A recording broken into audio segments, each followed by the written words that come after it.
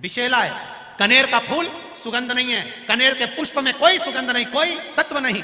पड़ा है, केतकी हंस रही है, केवड़ा हंस रहा है, चंपा हंस रहा है। दुनिया के लोग जिस पर हंसते हैं, दुनिया के लोग जिस पर उंगली उठाते हैं, दुनिया के लोग जिससे नफरत करते हैं, मेरा महादेव उससे प्रेम करता है, मेरा महादेव उसको प्यार दे दिया धक्का किसी। दुनिया के लोग जिससे नफरत करते हैं, दुनिया के लोग जिसको धिक्कार देते हैं, धतूरे को कौन पूछे, कांटे वाले पौधे को कौन पूछे, कनेर को कौन पूछे। कोई पशु पक्षी नहीं खाता कनेर को। विष भरा है, आंकड़े में विष भरा है, मंदार में विष भरा है। समी के पत्ते कांटों में पैदा होते हैं, बेलपत्री का पत्ता कांटों में पैदा होता है। सब में कुछ ना कुछ दोष है, फिर भी मेरा महादेव उनको स्वीकार करा हुआ है। मेरा महादेव उसको स्वीकार, दोष है, वो दोष दुनिया को दिखता होगा। लोग कहते होंगे बेलपत्री में कांटे हैं, समी के पत्ते में कांटे हैं। लोग कहते होंगे कनेर जहरीला है, शंकर जी को चढ़ाना नहीं चाहिए। धतूरे में कांटे हैं, भांग में ऐसा है, उसमें ऐसा है। दुनिया के लोग इनमें दोष देखेंगे, पर मेरा महादेव दोष में भी कुछ अच्छा देख लेता है। नारद जी ने देखा, सब हंस रहे थे। कनेर के पुष्प को नारद जी ने तोड़ा। तोड़ते तोड़ते आकाश मार्ग से नारद जाते जाते उस कनेर के पुष्प को एक कैलाश की शिला पर रख दिए। कैलाश की शिला पर वो कनेर का पुष्प रखा था, उस कनेर के पुष्प को भृंगी ने उठा लिया। भृंगी ने,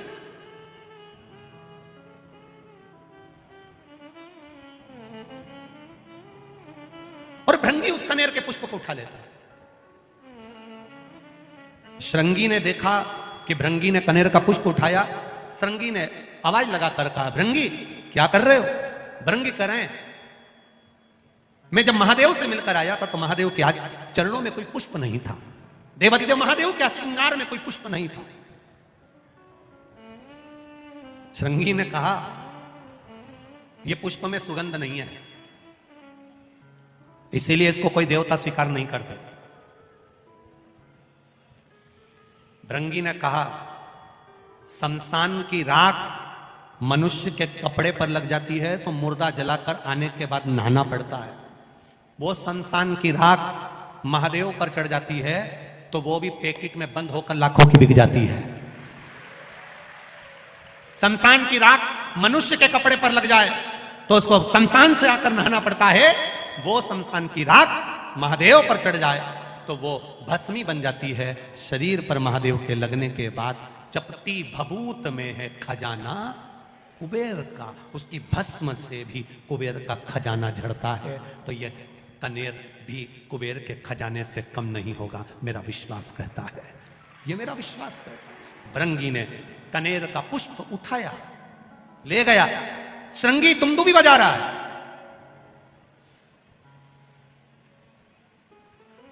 श्रृंगी तुमदुबी बजा रहा है। देवी भागवत कह रही है, कुर्म पुराण कह रही है, कुर्म पुराण का 24वां अध्याय कह रहा है। भृंगी ने पुष्प उठाया और श्रृंगी दुमदुबी बजा रहा है। दुमदुबी, अब जैसी दुमदुबी बजना चालू हुई तो पूरे कैलाश में चर्चा हो गई।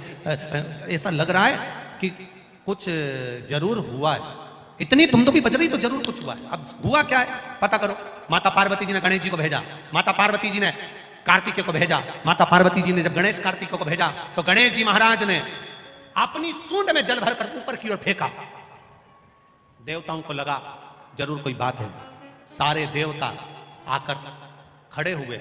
हुआ क्या है? दुमदुबी अचानक क्यों बजने लगे?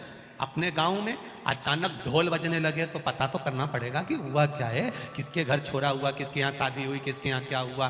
तो मालूम पड़े कि साहब ना तो छोरा हुआ ना शादी हुई, फिर ढोल क्यों बजे?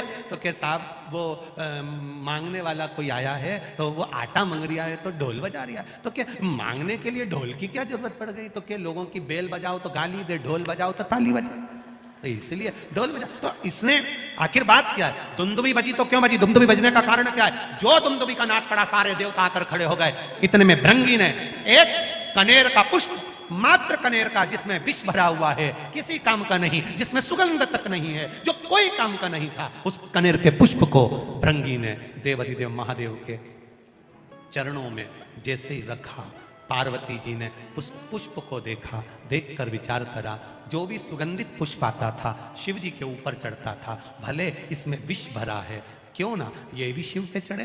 पार्वती जी ने उठाकर शंकर भगवान के कानों में उस पुष्प को लगा दिया। कनेर का वो फूल आज भी शंकर भगवान के फोटो में, पुराने फोटो में, पुराने चित्र में शिव जी के कान में लगा हुआ। कभी कभी किसी ने दर्शन करा है किसी ने ऐसा दर्शन कि शिव जी के कान में कनेर का फूल लगा हुआ देखा होगा। तब पार्वती जी ने कानों में उस पुष्प को लगाया।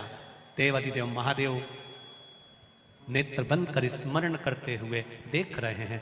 देवता खड़े होकर अपने आप को विचार कर रहे हैं कि यह पुष्प शिव जी पर कितना सुशोभित हो रहा है, यह पुष्प हमको भी मिलना चाहिए। भगवान शिव ने नेत्र खोलकर कहा, यह मुझ पर चढ़ा है, देवताओं को भी प्रिय लगा है, सभी देवताओं को कनेर का पुष्प समर्पित होगा और वो कल्याण करने वाला। जहां पर पति और पत्नी के संबंध बेकार हो जाते हैं, विवाद हो जाता है, अदालत में बात पहुंच जाती है, परिवार वालों पर दहेज का केस चालू हो जाता है, कहीं ना कहीं किसी ना किसी रूप में कार्रवाई चालू हो जाती है, पति पत्नी में वापिस प्रेम को बढ़ाया जाए। उस प्रेम को बढ़ाने के लिए शंकर भगवान का समझ लीजिए, शिवलिंग, कनेर के पुष्प की माला, काई के पुष्प की, कनेर का वो पीला जो फूल होता है, आप टीवी पर दर्शन कर रहे होंगे, कनेर के पुष्प की माला, जो ऊपर जलाधारी लगी है, जिस जलाधारी में से बूंद बूंद पानी गिरता है, ये शंकर भगवान की 5 बेटियों का स्थान है। कौन कौन सी बेटी, नाम ले, जया, विषहरा, श्यामली बारी, दौतली और 5वें नंबर की देव। ये शिव जी की 5 लड़की है जो पानी बूंद बूंद नीचे गिरा रही है।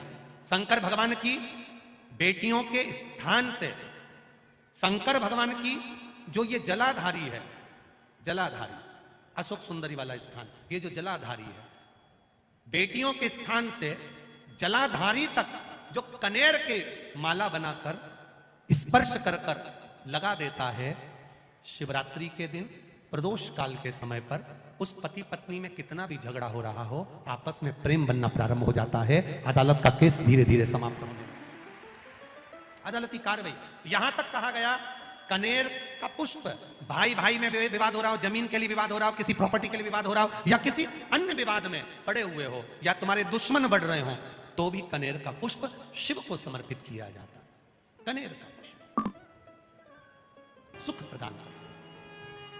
2 पुष्प ऐसे हैं जो भगवान शंकर को नहीं चढ़ाए जाते, एक केतकी, एक केवड़ा। और चंपा भी भगवान शंकर को चढ़ती है, पूरे साल नहीं चढ़ती, केवल भादों के महीने में चढ़ती है, उसके सिवाय नहीं चढ़ती। क्या कारण था? केतकी की कथा तो यहां पर शिव महापुराण में आ जाती है कि केतकी ने एक गलती कर दी थी। जब ब्रह्मा जी शंकर भगवान के शिवलिंग का दर्शन करने के लिए ऊपर जाते गए, शिवलिंग का छोर नहीं मिला, शीश नहीं मिला। ब्रह्मा जी गौ माता को लेकर आ गए, गाय चलो पृथ्वी पर चलकर भगवान विष्णु के सामने कह देना कि ब्रह्मा जी को छोर मिल गया। गौ माता ने कहा मैं झूठ क्यों बोलूं? ब्रह्मा जी ने कहा तुझे एक रोटी दिलाऊंगा, प्रत्येक घर से तुझे खाने को रोटी मिलेगी। एक रोटी के चक्कर में गौ माता ने झूठ बोल दिया भगवान विष्णु के सामने।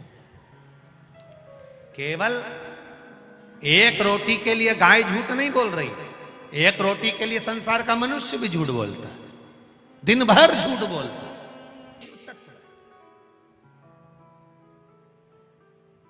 ये उघड़दानी की कथा।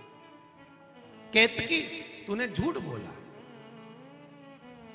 झूठ बोल दो, कहीं पर भी बोलोगे चलेगा, पर शिव के धाम पर नहीं, शंकर के पास नहीं, शिव महापुराण में नहीं, शंकर की चौखट पर नहीं, शंकर के द्वार पर नहीं, शिव जी के ओटले पर नहीं। पहले के समय में अदालत नहीं होती थी, पहले के समय पर अदालत नहीं होती थी, पहले के समय पर पंचायत नहीं होती थी। पहले के समय पर अगर कोई गड़बड़ करता था उसको शंकर जी के मंदिर ले जाते थे, उठा गंगा जली और कह दे तूने ऐसा नहीं किया। केवल शंकर के मंदिर ले जाकर बिठा देते, उठा गंगा जली, तूने ऐसा करा कि नहीं करा, उठा गंगा जली, तू ये बोला कि नहीं बोला। क्यों? क्योंकि शंकर के मंदिर में अगर झूठ बोला जाता है तो जिंदगी पूरी नरक से बदतर, बुढ़ापा सड़ सड़ के निकलता है। केतकी सारे देवताओं पर चढ़ेगी, शंकर पर कभी नहीं चढ़ेगी।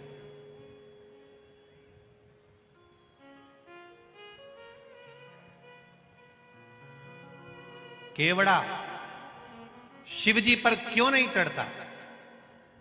केवड़े का पुष्प शंकर तक क्यों नहीं पहुंचता? केवल एक कारण, चंपा साल भर भगवान देवादिदेव महादेव पर क्यों नहीं चढ़ता? केवल भादो का महीना, केवल एक भद्रपद, बाकी का समय नहीं। कारण क्या है? केवल निंदा में व्यस्त रहता था। केवड़ा और चंपा दोनों का एक ही काम था, दिन भर केतकी की निंदा में लगे रहते थे। आप सबसे एक निवेदन है, कोई गलती करे, कोई गलत काम करे, उसने करने वाले ने कर दिया, हम क्यों उसकी निंदा करें? हम पंच पुष्प में से दूसरे नंबर का पुष्प है। पहले नंबर का कौन सा था? कल कथा में वर्णन किया था, कौन सा? पारिजात, हार श्रृंगार जिसको बोलते। दूसरे नंबर का है कनेर, जो जहर से परिपूर्ण है। पीला कनेर, टीवी के माध्यम से आप दर्शन कर रहे होंगे, फेसबुक यूट्यूब पर कथा को सुन रहे हैं तो उस पर देख रहे होंगे। एलसीडियां जो लगी हुई हैं, एलईडियां, उस पर भी आप लोग आराम से दर्शन कर रहे होंगे। पीला कनेर